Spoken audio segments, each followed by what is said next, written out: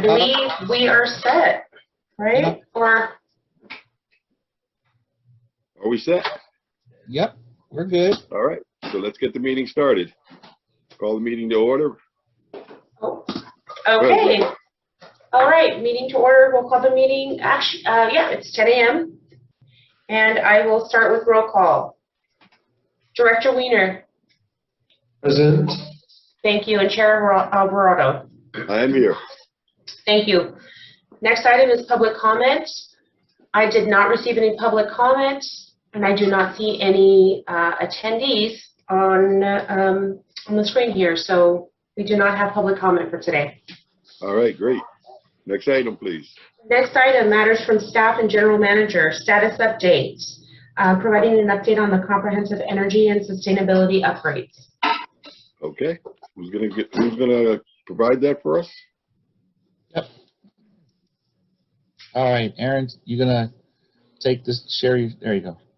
I'm launching it right now. Thank you. There we go. All right, well, good morning, Chair Alvarado and Director Wiener. We're back to give you an update on our, as you just heard, the comprehensive energy and sustainability upgrades. And we expect to come back to you again next month, and then hopefully to the board with an update in June. And we'll talk a little bit more about that as we go down through the slides. But this is a huge project for the district, and it's going to change the way we operate. It's going to modernize tremendously, and it's a lot of money. And so we really want to keep running this past you to make sure that you know what it is we're up to and how we're going about it and all the different pieces that go into it. Go ahead, Aaron. So briefly, we'll talk about the project, the contracting approach, some of the scope changes, and then the team that we're assembling and some of the next steps. Aaron, you want to just go to the whole, unless you need the notes there on the side, if you want to go to the different display. Oh, I'm sorry. I'm Yeah. sorry. I didn't even notice that. Is that okay? Yeah. Okay, go ahead, Aaron. Okay, and this is just to remind you that the way that we're contracting for this project is through Government Code 4217, and that was initiated back with a cogen analysis, and then we ended up in the agreement with ENGIE to investigate a comprehensive energy project. And we've been going through that process ever since, and we've been adjusting the scope. We have draft agreement, which I'll talk about a little bit more, that we've been negotiating and working with ENGIE on. Okay, go ahead, Aaron.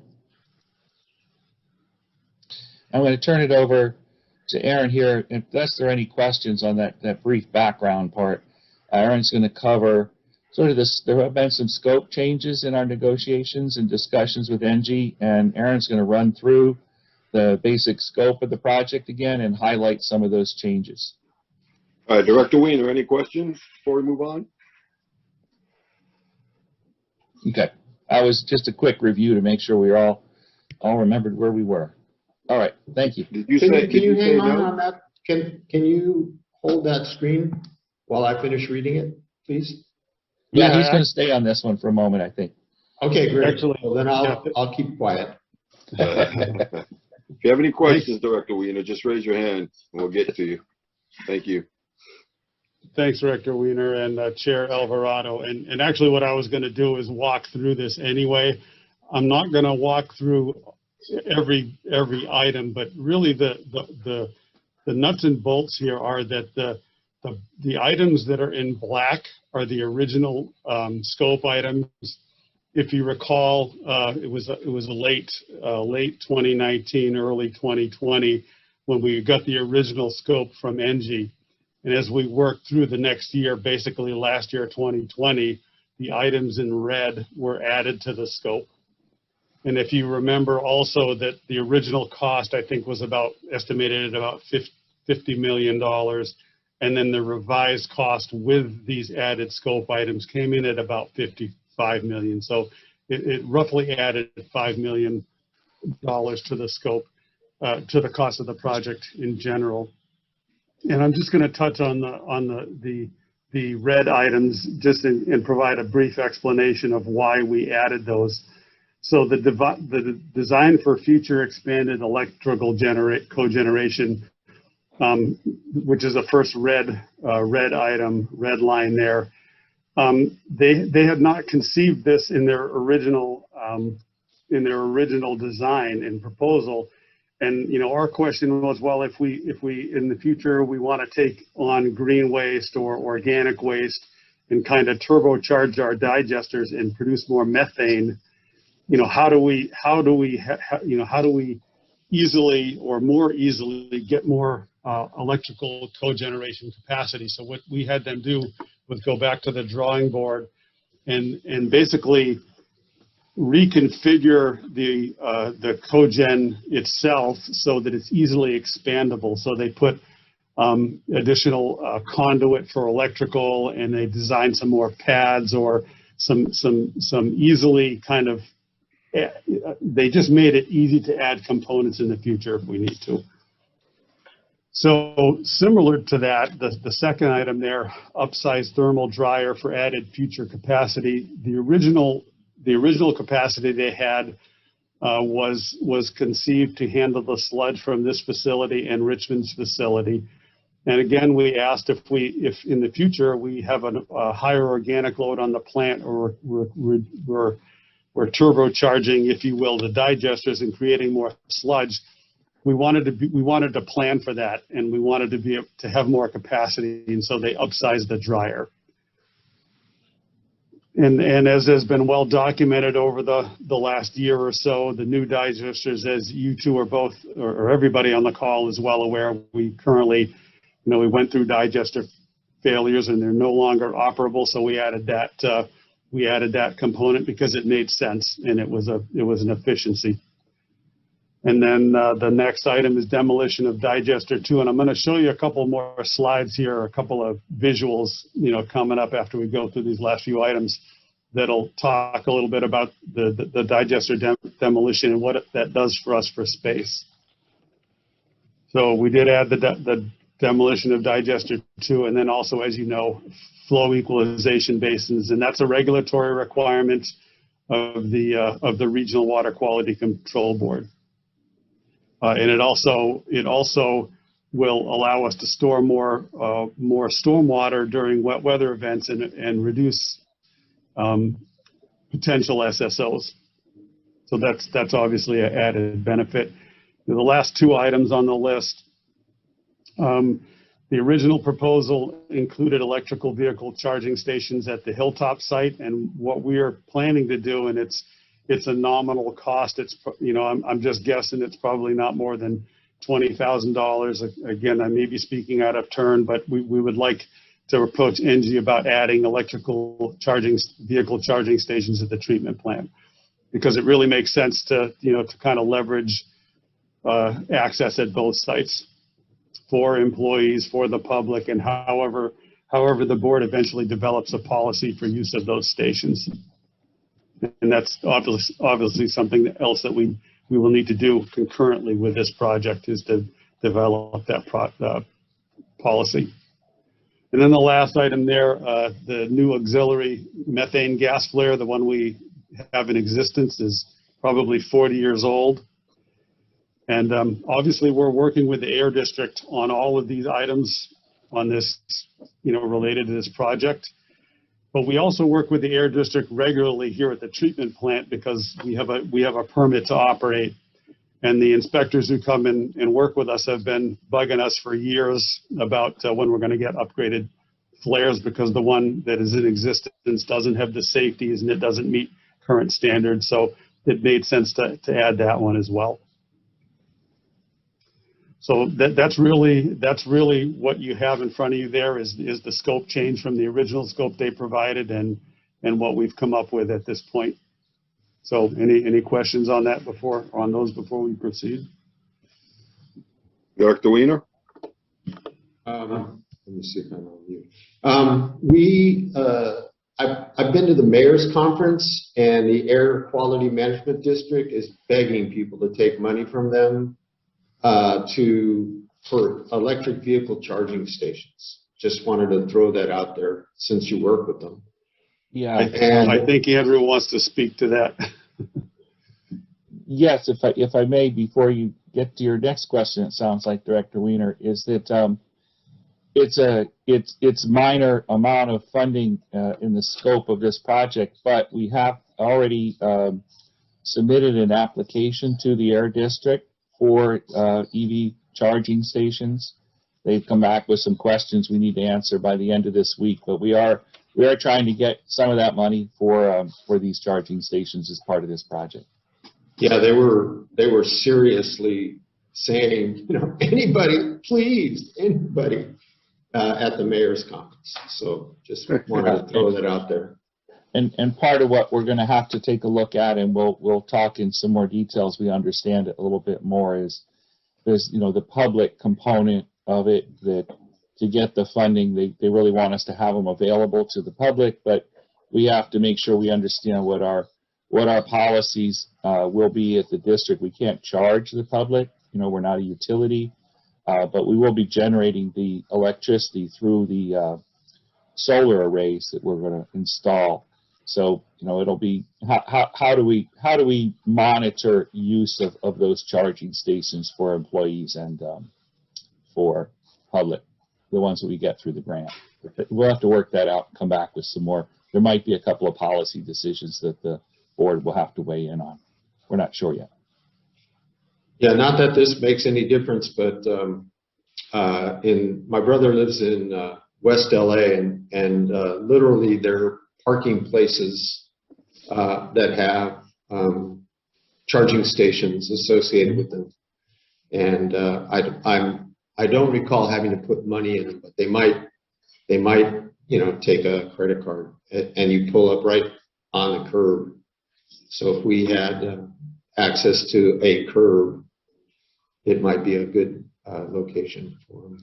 Yeah, well, that gets into a whole nother, now you're in the public right of way and use of that right of way, so the public has to have access. And then if we sell energy, we're not a utility. We are, but not an energy utility. So there's all sorts of rules that we have to follow and barriers, but there are ways around it. And there are things like in parking garages, you can charge for the parking. If you're you want to park in that prime space, it costs you more money, and you're paying for the parking or things like that. But we don't intend to charge. We intend to make it available. What we don't want is somebody who's working over at Hilltop drive over to our parking lot, plug in and leave for 3 or 4 hours, then come back and get their vehicle. We've got to have some kind of controls over that. So those are the things we need to be taking a look at. Any further questions, Director Weiner? No, that was it. Okay, let's move on. So this is obviously the next slide, and you've seen this one before.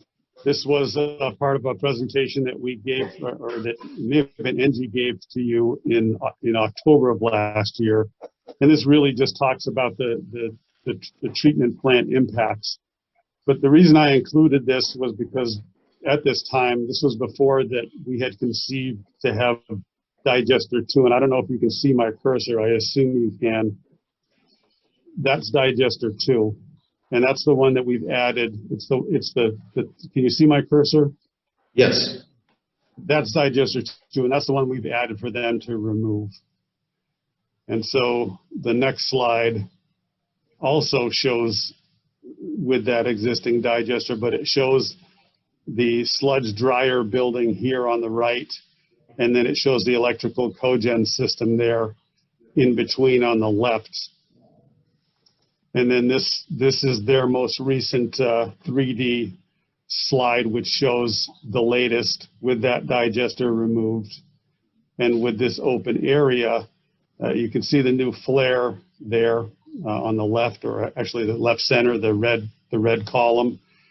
And this, I think, of particular interest possibly to you, Director Weiner. This opens this space up and allows us for future food or grease accepting facility, which would allow us to add, food feedstock to the digesters, increase gas production, and provide other environmental benefits. So that's really a good thing for us for, again, a nominal cost, in my opinion. So, any questions on that before I move on?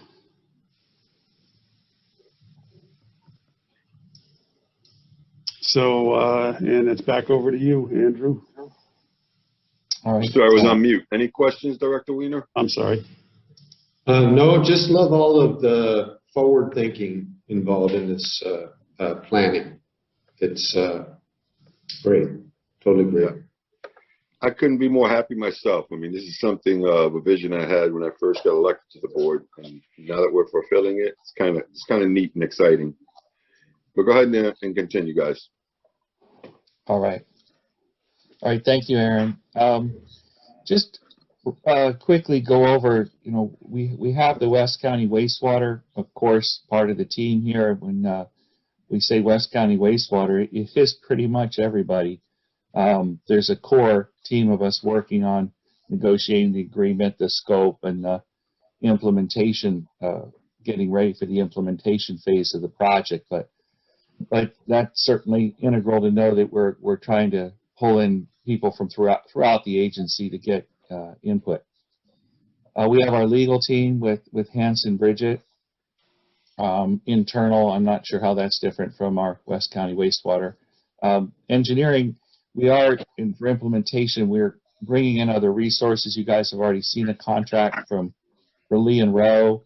We're also been through an RFP process, and if after I'm done talking about this briefly, if Michael wants to add anything, this will be a good time. I'm not sure if he will.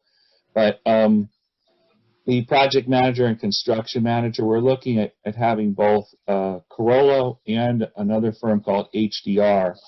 And HDR will be our primary construction manager, with Carollo helping us with project management and assisting with some resources, also helping to train some of our staff as we ramp up what Michael's already doing within IMP and starting to deliver more projects through that system.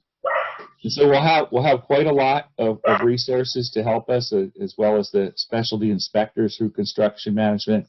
And we aren't leaving ourselves in a position to be reliant on one consultant to help us through this. If necessary, we need to make changes or adjustments over the course of the few years it's going to take us to finish negotiations and do construction. We're in a good position to be able to do that. So this continues as we develop our preliminary project management plan and lay out the resource team. And right now we're primarily in the phase of developing that and also working in our negotiations on the agreement. And I don't know, Michael, if you wanted to add anything about how IMP is just overall, setting themselves up to be able to handle the delivery phase of this project. And I didn't ask Michael ahead of time, so if he doesn't want to comment here, I'm just kind of putting him on the spot. Yeah, thanks, Andrew. I don't have much to add, actually. I think that you've laid out our plan for this project relatively well, but I am available to answer any questions that you may have. All right. Thank you, Michael. In case you wanted to add something there. All right. Go ahead, Aaron. So the next steps, financing. Of course, this is important. And Aaron mentioned a number of around $55 million a little bit earlier. That is just for the capital construction phase of the project, and that's without contingency. And those other two components of the agreement will include monitoring and verification, which means to make sure that the systems all continue to operate and we're getting the guaranteed energy savings, et cetera, as well as a maintenance and repair contract that will run for 20 years.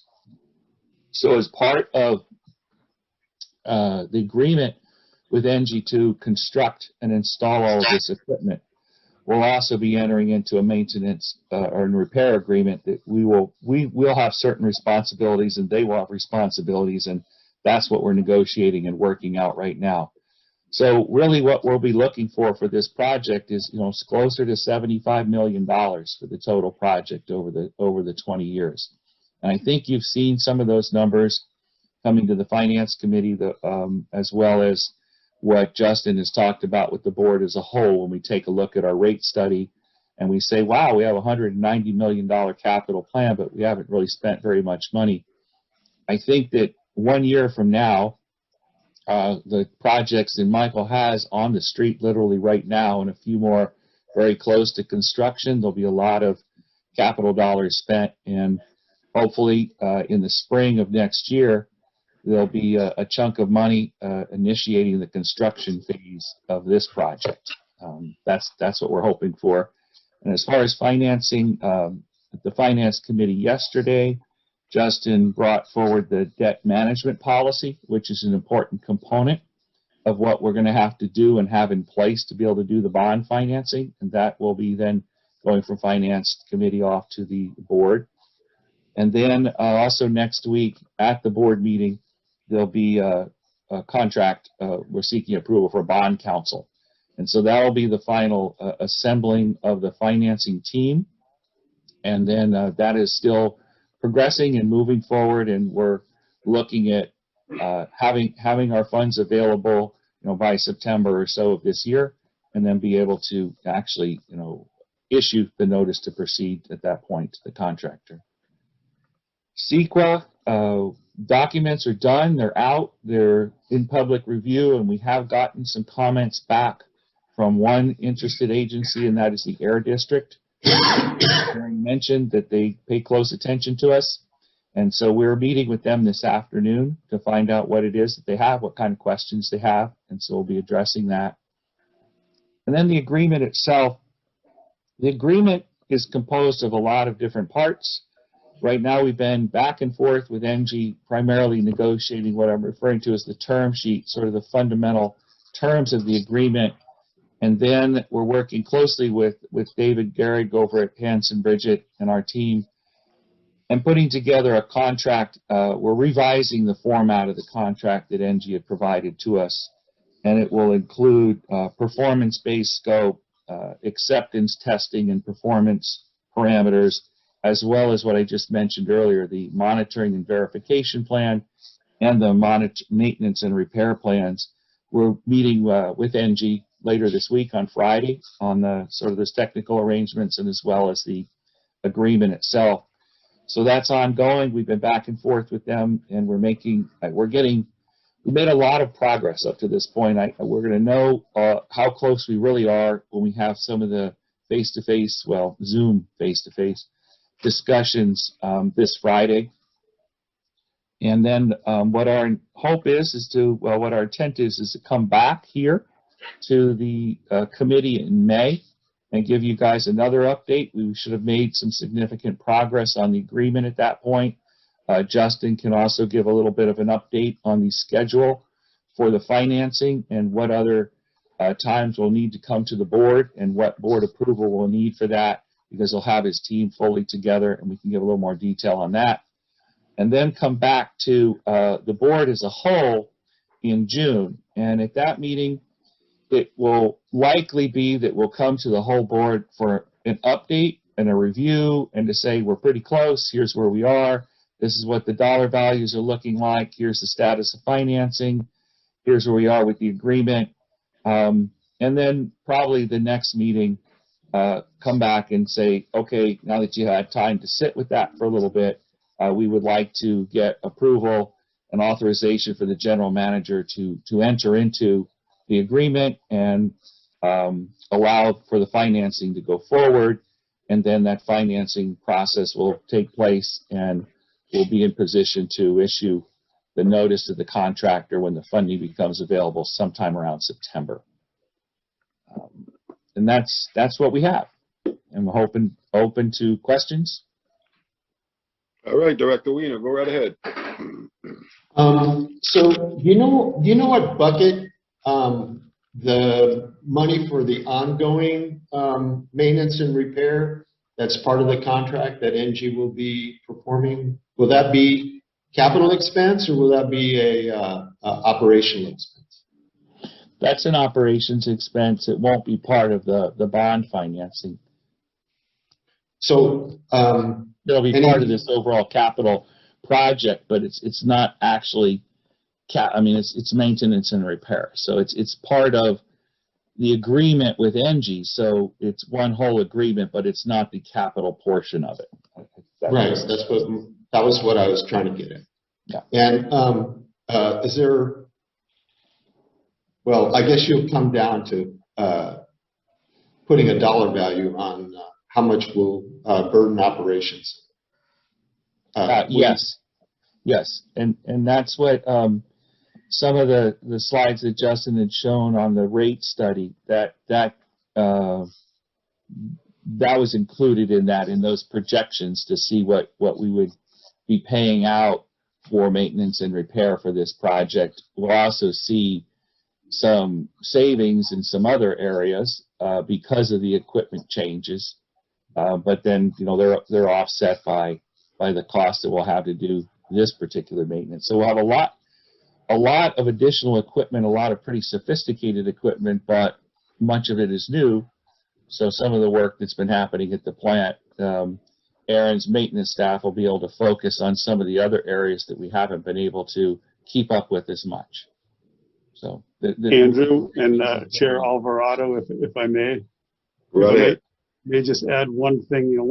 I just thought it was important to point out that one other thing that we've kind of pushed on, pushed on Engie about and come to an agreement on over the last month or two is that there will be a repair component added to the maintenance piece that they're going to be doing on the equipment, and that was not clear in their original proposal, but we have gotten them to agree to a certain level of repair for their fee, which will be another offset, and I just wanted to toss that out there.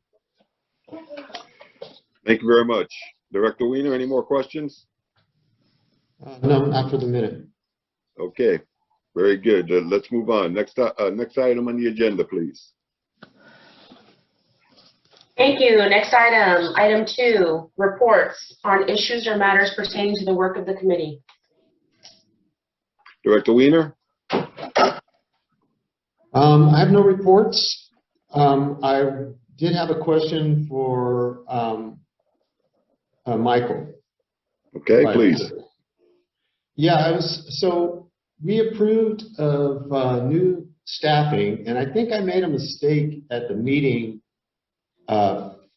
regarding the position that I was really happy that you got, which was the person that's going to focus on the environmental policy, et cetera. What was that staff person's title?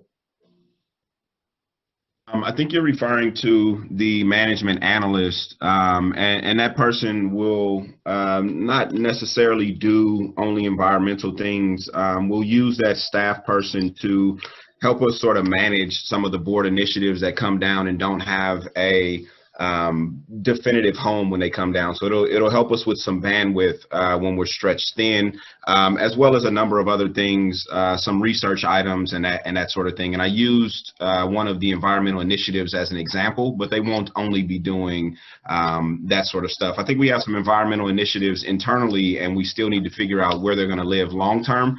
But that person will be tasked with sort of taking an idea, like coming up with a carbon negative definition and doing some research around that, but they won't be an environmental staff person. Okay. And then have we put any consideration into how to measure our progress toward becoming carbon net neutral, like an annual report on change, when we finally 2.5 years from now or 3 years from now, when we get our all new system, how will we, say, okay, this was our baseline and this is where we were for the last 3 years. And now that we've got this new equipment in, this is where we are and this is where we'll be going forward to keep working our carbon footprint closer to neutral and beyond. Do we have any plan for that or any ideas on how we're going to address that? Yeah, so those are things that are still in development. We have, if you recall, we came to the board with the GHG baseline study. And the reason for that was so that we would know where we were at the time of sort of starting. And now we are working on developing out our climate action plan some more. If you recall, we brought a climate action plan to the board that the board approved.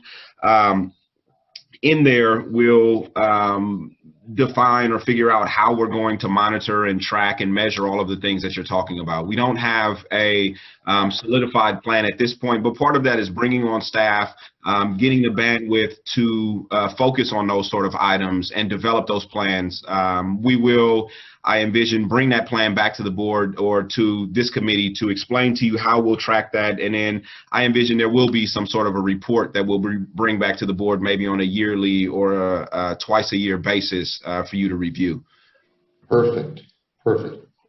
Great. Okay. Thank you. That's my only question. The only thing I have. Thank you, Director Wiener. I have nothing. So next item, please. Next item, final item, adjournment. All right. Well, I guess we're adjourned till next month. Are we in total agreement on that, Dave? You haven't even asked. Sorry. Are we in agreement, Director Wiener? Yes, we are. Sounds good. Everybody have a great week. Great, Yeah, thank you. Thank you all. All right. Take Bye, care now. everyone. Thank you. Thank you.